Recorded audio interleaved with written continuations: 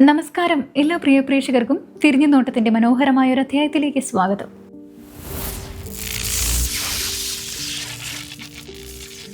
മലയാള സിനിമയുടെ നായക സങ്കല്പത്തെ തിരുത്തിയെഴുതിയ മഹാനടനാണ് ഭരത് ഗോപി. അരങ്ങിൽ നിന്ന് വെള്ളിത്തിരയിലെത്തി ഭരത് പുരസ്കാരം വരെ മലയാളത്തിനായി നേടിയ ആ നടന വൈഭവം കൊടിയിറങ്ങിയിട്ട് വർഷം 17. ഗോപി അഭിനയിക്കുകയും ജീവിക്കുകയും ചെയ്ത കഥാപാത്രങ്ങൾ മലയാളി മനസ്സിൽ ഇന്നും മായാതെ നിൽപ്പുണ്ട്. കഥാപാത്രങ്ങളെ അനായാസം വെള്ളിത്തിരയിൽ അവതരിപ്പിച്ചുകൊണ്ടാണ് ഗോപി മലയാള സിനിമയുടെ ഭാഗമായി മാറിയത്.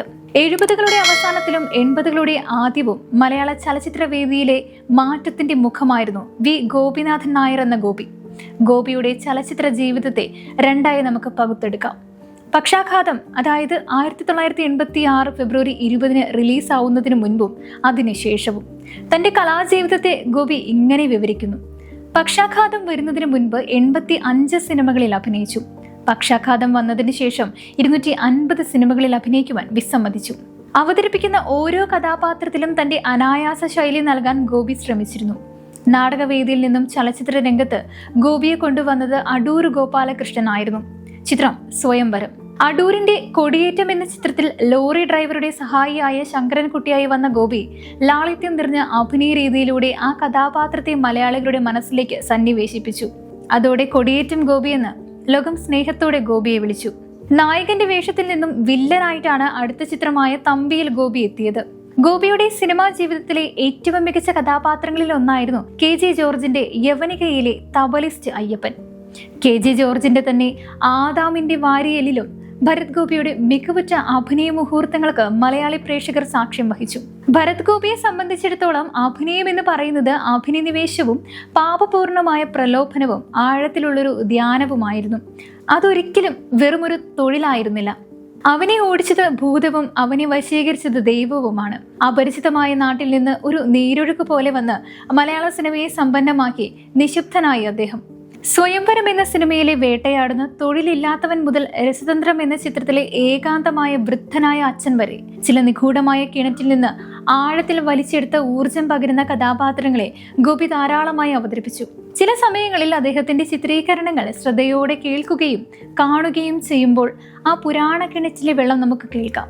എന്നാൽ അവയിൽ പ്രതിഫലിച്ച തേജസ്വിനിയായ ചന്ദ്രനെ നമുക്ക് ഒരിക്കലും കാണാൻ കഴിയില്ല. അതായിരുന്നു ഗോപിയുടെ പദവി, ഒരുപക്ഷെ അവന്റെ ഭാരവും.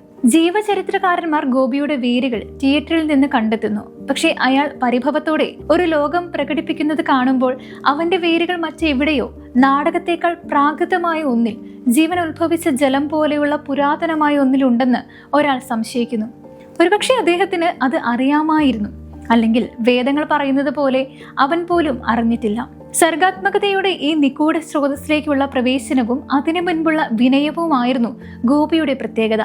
ഈ വിനയം യാഥാർത്ഥ്യമായതിനാൽ അത് വൃത്തികെട്ട സ്വരങ്ങളിൽ പ്രത്യക്ഷപ്പെട്ടു. അതെന്തെന്നാൽ അത്തരം ഓരോ സമ്മാനവും ശാപത്തോടൊപ്പമാണെന്ന് അവൻ അറിയാമായിരുന്നു. മെലിഞ്ഞ വരച്ച കഥാപാത്രങ്ങളെ പോലും തന്റെ ഉള്ളിലേക്ക് കടക്കാനും മുഖത്തും കണ്ണുകളിലും ജീവനുള്ളവയായി പുറത്തു വരാനും അതവനെ പ്രാപ്തമാക്കി. അവൻ വളരെ ഉള്ളിൽ പുനർനിർമ്മിച്ചു. വിപ്ലവകരമായി എഴുത്തുകാരന്റെ തൂലിക ഉപേക്ഷിച്ച് അവർ ഗോപിയുടെ എണ്ണമറ്റ അവതാരങ്ങളായി. ശൈലിയുടെയും മാനറിസത്തിന്റെയും കാലഘട്ടത്തിൽ ഗോപിക്ക് അതൊന്നും ഉണ്ടായിരുന്നില്ല. അദ്ദേഹത്തിന്റെ ശൈലി പദാർത്ഥമോ തിരിച്ചുമായിരുന്നു. തെപ്സിയന്മാരെ അനുകരിച്ച് ജീവിക്കുന്ന മിമിക്രിക്കാർ ഗോപിക്ക് മുന്നിൽ പരാജയപ്പെട്ടു.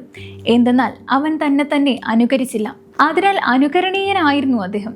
അദ്ദേഹത്തിന്റെ ഓരോ കഥാപാത്രങ്ങളും ഒരു ബ്രഷ് സ്ട്രോക്ക് കൊണ്ട് തിളങ്ങി. അതുല്യമായി ഗോപിയുടേത്, പക്ഷെ അവരെ അവനിൽ നിന്ന് വ്യത്യസ്തനാക്കി. സന്ധ്യമയങ്ങും നേരം എന്ന ചിത്രത്തിലെ ജഡ്ജിയുടെ സാഡോ മസോക്കിസ്റ്റിക് ഗഫാവും അമിത വേഗതയിൽ പായുന്ന ലോറിയും കാണുമ്പോൾ കൊടിയേറ്റത്തിലെ ശങ്കരൻകുട്ടിയുടെ ആനന്ദത്തിൽ കവിഞ്ഞ് മറ്റൊന്നും ഉണ്ടാകില്ല. രണ്ടും ഗോപിയുടെ ചിത്രങ്ങളാണെങ്കിലും രണ്ടും ഗോപിയല്ല. ഒരുപക്ഷെ ഗോപിയുമായി നോട്ടുകൾ കൈമാറാൻ കഴിഞ്ഞ ഒരേ ഒരു നടൻ മറ്റൊരു അനുകരണീയനായ ലോറൻസ് ഒലീവിയർ ആയിരുന്നു. എന്നാൽ നടന്റെയും കഥാപാത്രത്തിന്റെയും ഈ ആൽക്കമി ദീർഘകാല അടിസ്ഥാനത്തിൽ അദ്ദേഹത്തിന്റെ ശരീരത്തെ ബാധിച്ചു. മഹാന്മാർ വലിയ വില കൊടുക്കുന്നു. ഗോപിയുടെ കഥയിൽ ഒരു കലാകാരൻ തന്റെ സൃഷ്ടിയാൽ തന്റെ ആത്മാവിനെ ഉൾപ്പെടുത്തുന്നതിന്റെ ക്ലീഷേ ഒരു സുവർണ ഭാഗ്യമായി മാറുന്നു. ജ്വലിക്കുന്നതും ദുരന്തപൂർണവുമായ ഒരു സത്യമാണത്. അഗ്നിപർവ്വത പ്രതിഭയുടെയും പുകയുന്ന അഭിനിവേശത്തിന്റെയും വിശുദ്ധമായ ആത്മാർത്ഥതയുടെയും വിചിത്രമായ മിശ്രിതമായിരുന്നു അദ്ദേഹത്തിന്റെ പ്രതിഭ. സിനിമാ സ്റ്റാർ എന്നറിയപ്പെടാൻ ഒരിക്കലും ഭരത് ഗോപി ആഗ്രഹിച്ചിരുന്നില്ല. ഞാൻ ഒരിക്കലും സ്റ്റാർ ആയിരുന്നില്ല, ഞാൻ അഭിനേതാവ് മാത്രമാണ്. എനിക്ക് നടൻ എന്നറിയപ്പെടാനാണ് ആഗ്രഹം. മലയാള സിനിമയിലെ ആദ്യത്തെ സൂപ്പർ സ്റ്റാർ പ്രേം നസീർ ആയിരുന്നു. എന്നാൽ നടൻ എന്നാണ് അദ്ദേഹം അറിയപ്പെട്ടത്. ഞാൻ സിനിമയിലേക്ക് വരുന്ന കാലത്ത് സിനിമ വെറും ബിസിനസ് ആയിരുന്നില്ല, അത് ശരിക്കും പ്രേക്ഷകർക്കായുള്ള കാലാവിഷ്കാരമായിരുന്നു എന്ന് ഗോപി പറയുന്നു. രേവതിക്കൊരു പാവക്കുട്ടി, എൻ്റെ മാമാട്ടി കുട്ടിയമ്മയ്ക്ക് തുടങ്ങിയ ചിത്രങ്ങളിൽ പിതാവിന്റെ സ്നേഹത്തെ തനത് ശൈലിയിൽ അവതരിപ്പിക്കുവാനും ഗോപിക്ക് സാധിച്ചു. നായക വേഷങ്ങളുടെ ഇമേജ് ഒരിക്കലും നല്ല കഥാപാത്രങ്ങളെ അവതരിപ്പിക്കുന്നതിൽ നിന്ന് ഗോപിയെ വിലക്കിയിട്ടില്ല. ഭരതന്റെ പാളങ്ങളിൽ ഗോപിയുടെ വില്ലൻ സ്വാഭാവിക വേഷത്തിന്റെ സമ്മിശ്രഭാവം കാണാനും മലയാളിക്ക് അവസരമുണ്ടായി. അഭിനയത്തിന്റെ മികവ് മലയാളത്തിന്റെ പുറത്തേക്ക് ഭരത് ഗോപിയെ കൊണ്ടുപോയി. ഗോവിന്ദ് നിഹാലിനിയുടെ അഘാത് എന്ന ഹിന്ദി ചിത്രത്തിലും ഗോപി അഭിനയിച്ചു. അഭിനയത്തിന് മാത്രമല്ല, സിനിമാ നിർമ്മാണത്തിലേക്ക് തിരിയാൻ ഗോപിയെ പ്രേരിപ്പിച്ചത് ഭരതനുമായുള്ള സൗഹൃദമായിരുന്നു. ഭരതന്റെ പാഥേയം നിർമ്മിച്ചാണ് ഭരത് ഗോപി നിർമ്മാതാവിന്റെ മേലങ്കി ആദ്യമായി അണിഞ്ഞത്. ഒരു പാഠപുസ്തക നടൻ എന്ന നിലയിൽ വളരെ അഗാധമായ ഗോപി അഭിനേതാക്കളുടെ പാഠപുസ്തകമായി തുടരുന്നു. അതായത് കഠിനമായ പാഠങ്ങൾ ഇഷ്ടപ്പെടുന്നവർക്ക്.